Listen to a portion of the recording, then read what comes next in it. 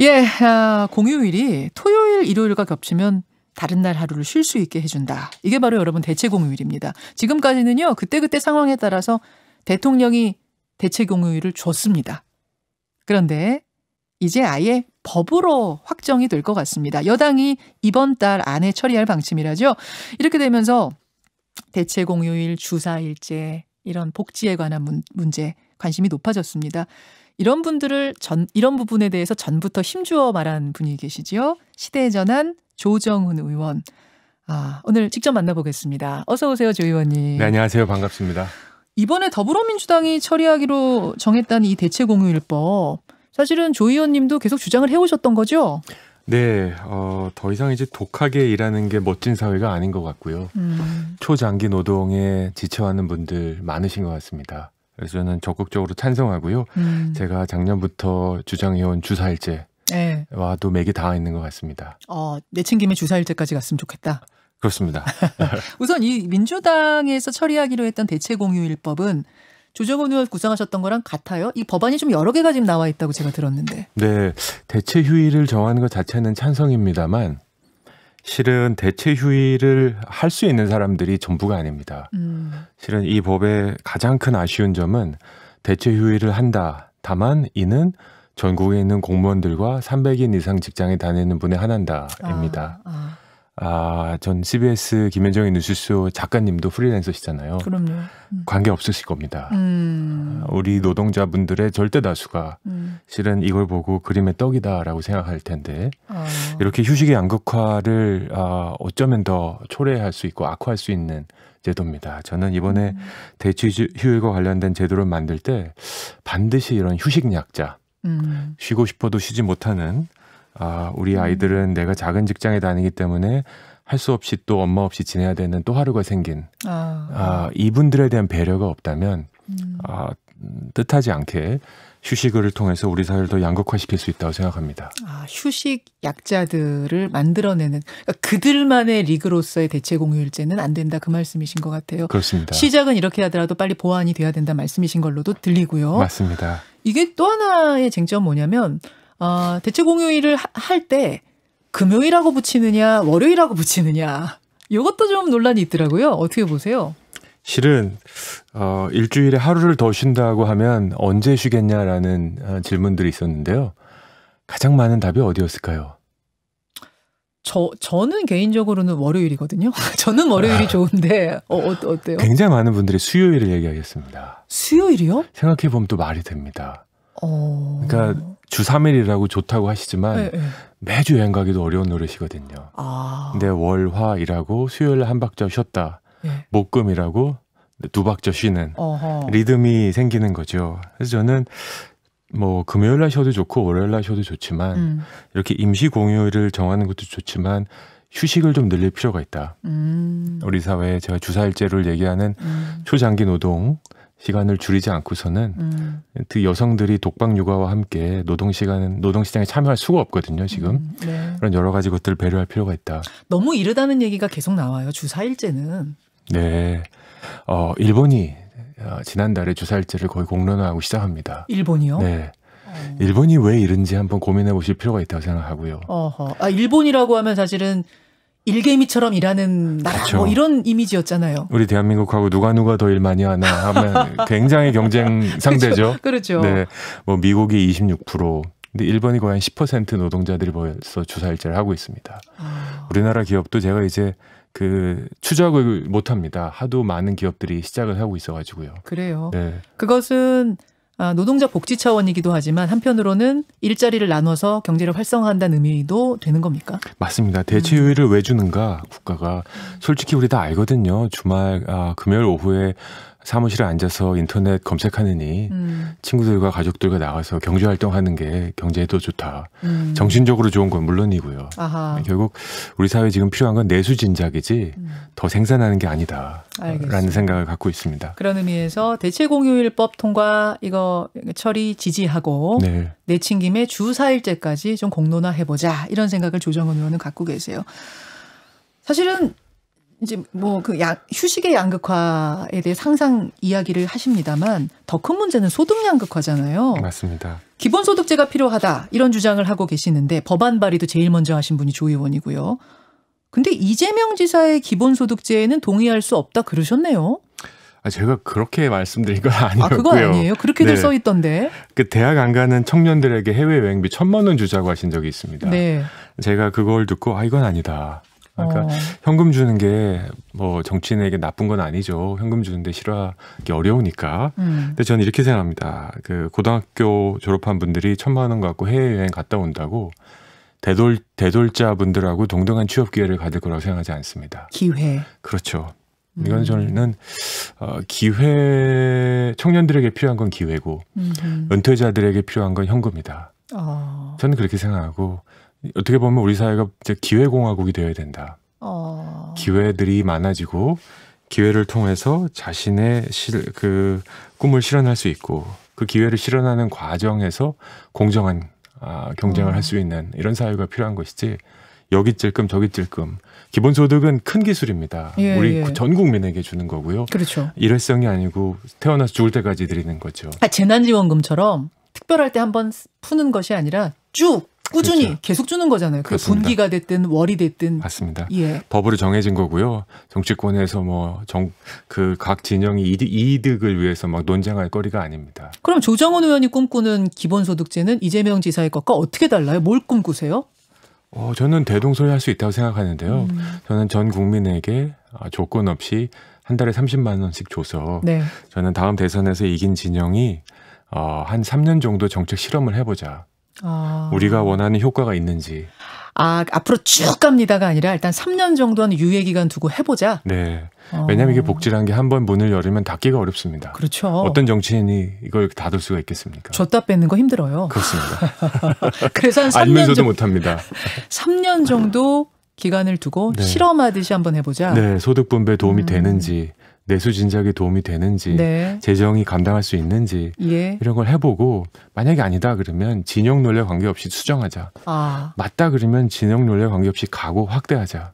이게 책임 있는 정치가 아닌가 싶습니다. 알겠습니다. 조정훈 의원 만나고 있습니다. 세계은행에서 근무하셨고요. 아주대에서도 연구를 하셨고.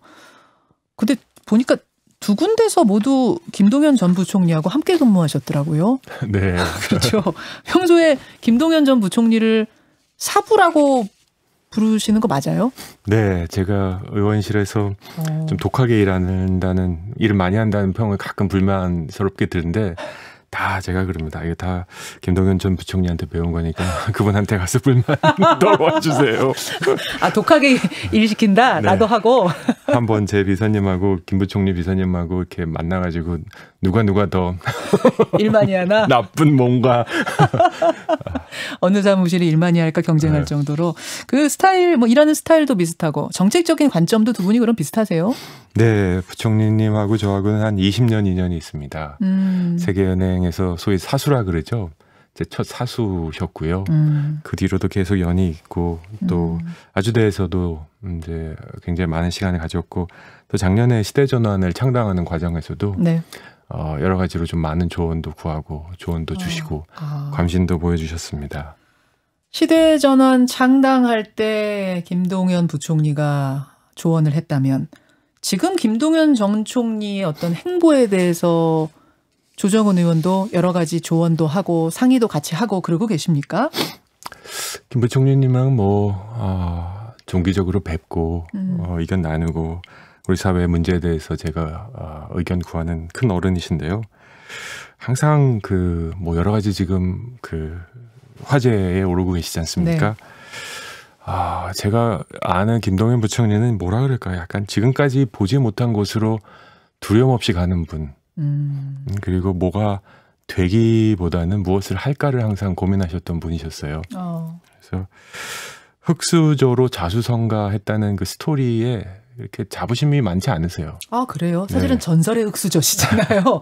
근데 그렇게 자부심이 없으시다는 내가 흑수저다라고 자부심 없고요. 흑수저인데 자수성가했다 자부심 없으십니다. 살짝 2% 자수 어디에 방점이 있으시냐면 내가 흑수저인데도 자수성가를 했다. 그런 기회를 우리 사회가 줬다. 그러니까 그런 사회에 대한 빚진 마음이 좀 항상 있으십니다. 근데 이제 여러 가지로 지금 굉장히 고민이 깊으신다고 제가 느끼는 건 그런 기회가 우리 청년들에게는 있지 않다. 내가 다시 오늘 21년에 태어났으면 흑수저가 자수성가할 수 있었겠냐. 그 기회 사다리가 끊어졌다는 거. 이에 대해서 굉장히 그 빚진 마음이 있으시고 이걸 어떻게 복원할까. 아까 우리 화두가 공정이라고 하셨는데 네. 저는 그렇게 생각하지 않습니다. 저는 우리 시대의 화두는 격차입니다. 격차요? 네. 닥치고 격차, 닥치고 생존입니다. 이미 벌어진 이 격차를 줄일 방법이 없어 보이는 거죠. 모든 것들이 결과가 비슷비슷했다면 공정의 문제가 이렇게 나오지 않았을 것입니다. 근데 이렇게 어마어마한 격차가 벌어지다 보니 네. 이 격차가 과연 정당한가? 이 격차가 과연 공정했는가 네. 하는 과정을 검토하기 시작했고 여기저기 아닌 게 드러나는 거죠. 뭐 내로남불부터 시작해서 그래서 이 격차를 어떻게 줄일 것인가가 저는 시대의 화두라고 생각하고요. 네. 그런 면에서 저는 김동연 부총리 같으신 분이 우리 사회에 분명히 구체적으로 할 일이 있을 것이다라고 믿고 있고요. 믿고 있고 네. 그렇게 조언도 하시고요. 기회가 될 때마다 하고 있습니다. 기회가 될 때마다 하고 네. 계세요. 언제까지 고민만 할 것인가? 고민이 너무 길어지면 그것도 곤란해요. 왜냐하면 국민들도 그분을 보면서 평가하고 생각하고 검증하고 이럴 시간이 필요해서 결심이 임박했다 정도로 보면 됩니까? 뭐 그건 제가 뭐 사람 마음을 들어가서 말할 수는 없지만 제가 아는 김동연 부총리님은 한번 결심하면 추진력 하나는 뭐 두고 보셔도 될 것 같습니다. 일단 결심하면 추진력 하나는 끝내주는데 그렇습니다. 그 결심까지가 좀 오래 걸리는 스타일이세요? 큰 고민이시죠. 그리고 이제 관료 생활을 해오시다가 이제 정치라는 영역 또 다른 전문 영역이지 않습니까? 예, 예. 겸손하게 고민하신다는 느낌도 받은 적이 있습니다. 내가 부총리 했으니까 내가 다른 직 뭐 했으니까 바로 뭐 해야지 이런 생각보다는 네. 어떻게 하면 정치의 영역에서 국민들에게 봉사할 수 있을까 이런 고민들 하고 계신 것 같습니다. 대략 언제쯤이 될까요? 그건 제가 뭐 영업 비밀이라 제가 말씀드리는 게 누가 될 것 같습니다. 알겠습니다. 네. 김동연 전 부총리를 두고 여권 인사들은 이렇게 말씀하세요. 그분이 야당으로는 안 갈 거다. 굉장히 자신 있게 말씀하시는데 어떻습니까? 저는 여야에 대한 프레임으로 김동연 부총리를 규정하면 다 실패할 거다라는 생각합니다. 그게 무슨 말씀이세요? 그 있는 자리 흩어리기라는 책이 이제 작년에 나와서 굉장히 화제가 됐고 있는 자리 흩어리기. 예. 최근에 또 이제 출판을 준비하고 계시고 조만간 출판이 나올 거라고 알고 있습니다. 있는 자리 흩어리기. 여야의 그 양대 구도에 대해서 우리 사회에 도움이 되지 않고 있다. 국민들에게 실망만 줬다라고 저는 생각하신다고 생각합니다. 김동연 부총리 새로 나온다는 책 이름이 있는 지난번에 나온 책 이미 나온 책 새로 나온 책은 나올 책은 뭐예요? 제목은 아직 그건 모르고 그런 책의 내용을 봤듯이 전 있는 책의 내용을 흐트리는 것이고 과연 앞으로 이제 경제가 점점점 어려워지고 있고 내년 대선 그리고 그 이후에 점점 어려워질 수 있는데 이제 더 이상 스토리가 있는 정치인이 나와서 유권자들을 유혹하는 게 아니라 이 국민들의 퍽퍽한 삶을 누가 풀어줄 수 있는지 문제 해결 중심의 정치가 되어야 되지 않겠느냐. 문제 해결을 하기 위해서는 어떤 문제를 풀어야 되는지 문제를 정의하고 답을 갖고 있어야 되지 않겠느냐. 네. 그런 관점에서 여야가 왜 필요하냐. 진보가 왜 필요하고 보수가 왜 필요하고 왜 싸워야 되는가. 실용적이고 문제를 푸는 사람들이 힘을 합쳐야 되지 않겠는가. 저는 랭귀지가 좀 다르다고 할까요? 그럼 제3지대네요? 제3지대 그럼 약간 기타 등등 같지 않습니까? 뭐 생각하기 나름입니다만. 네, 아니 근데 여도 아니고 야도 아니면 그게 제3당이고 제3지대인 거 아니에요? 이렇게 보면 어떨까요? 기존의 정치권을 구라고 보면 신주류를 한번 만들겠다. 신주류를 만들겠다. 자, 그럼 이렇게 질문 드려보죠. 8월에 국민의힘 경선버스, 대선버스는 출발한다고 합니다. 윤 총장은 그 전에 탑승할 가능성이 높다고들 말하고 있습니다. 김동연 부총리는 그것과는 거리가 뭡니까? 그건 제가 모르고요. 그게 노선버스인지 뭐 전세버스인지 모르지만 국민 여러분들이 보시기에 가장 매력적인 후보가 누구일까? 이 질문 저는 굉장히 중요하다고 생각하고요. 여야 진영이 아니라 저는 점점 더 어려워지는 그 생활의 문제, 민생의 문제에 대한 답으로 빠르게 저는 국민들의 관심이 옮겨져 나갈 거라 생각합니다. 제가 아는 지인이 인천에서 네. 학원을 합니다. 네. 꽤 많은 선생님들이 있습니다. 네. 그리고 제가 윤석열 전 총장 어떻게 생각하냐고 물어봤더니 그분이 누구? 그러더라고요. 그래요? 네. 시사 뉴스는 잘 안 보시나 보다, 그분은. 네, 그분 욕할 수 없죠, 근데. 왜냐면 너무 학원이 어려우니까. 학원, 시사 뉴스 볼 틈이 없으신 거군요, 그렇죠. 지금. 학원이 어려워. 그게 국민들의 민심이라고 생각합니다.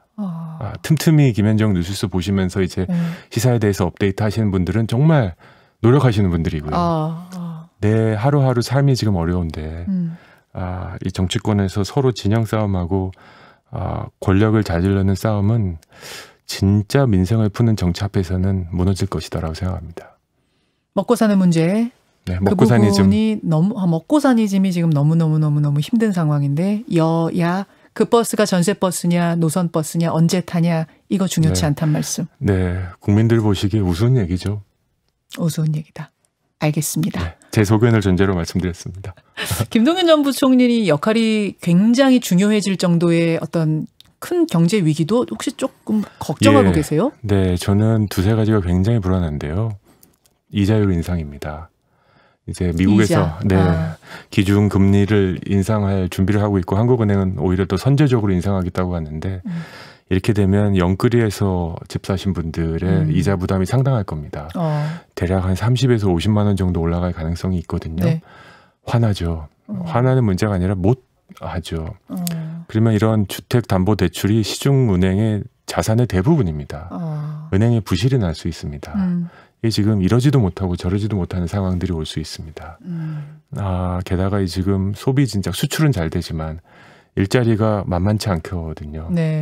그럼 이게 복지의 한계에 부딪히고 성장이 되지만 일자리가 나눠지지 않고 게다가 이제 금리가 올라가고 여러 가지 것들이 지금 꼬여서 이런 거시 지표에 문제가 생길 수 있다 생각합니다. 시대가 김동연을 소환한다.